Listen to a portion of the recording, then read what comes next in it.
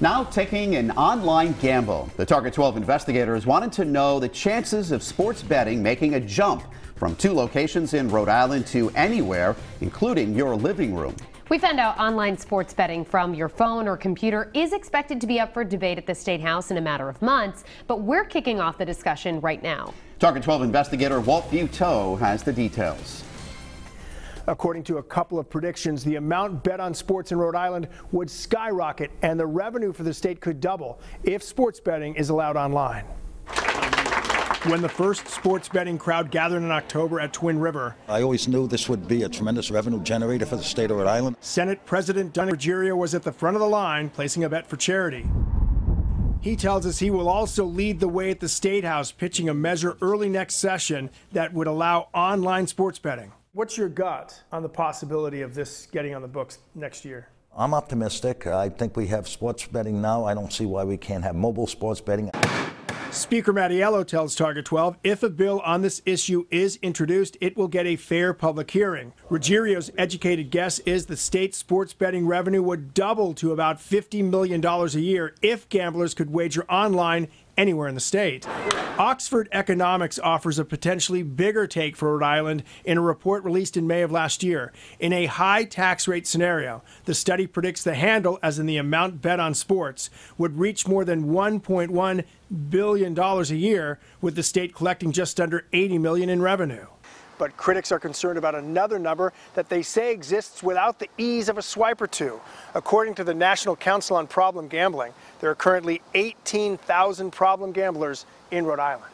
And I've studied problem gambling issues for the last 10 years. Providence College mathematics professor Pat Kelly does not like the odds of making it easier to bet on sports or anything, especially for anyone who can't stop until they're out of cash. In virtually every case that I've studied, it's a tragedy. Senator Ruggiero tells us a look at the social impact will be part of the process, but he argues sports betting is already happening illegally. It would be wise to capture that revenue and use it for some of the programs that we have in the state. If somebody can do it on their, just end up gambling on their phone, I think that's a recipe for big time problems.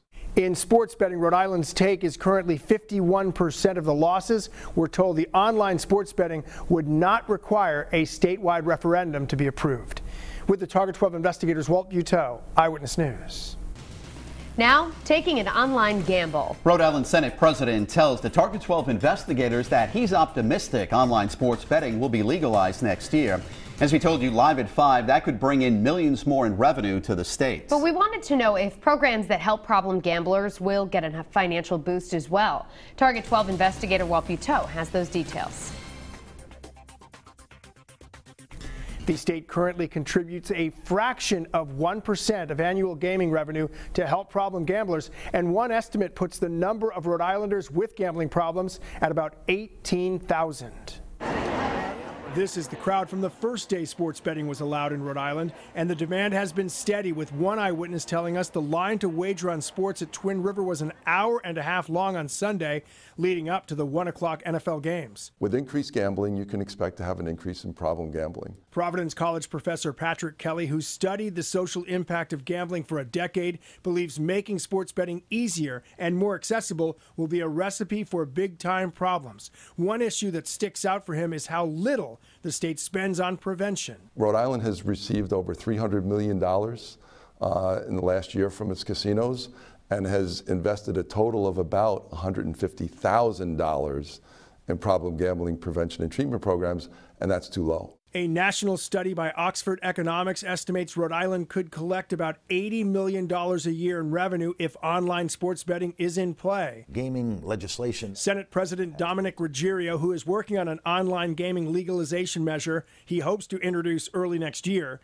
says he would consider contributing more to programs that help problem gamblers if necessary. Are you worried about the social aspect of it? I'm always concerned about the social aspect. Not overly worried because, like I said, I think you have that going on without the state involvement. If passed, Rhode Island would be one of only a few states that allow online sports betting and the first to allow it in New England. With the Target 12 investigators, Walt Buteau, Eyewitness News.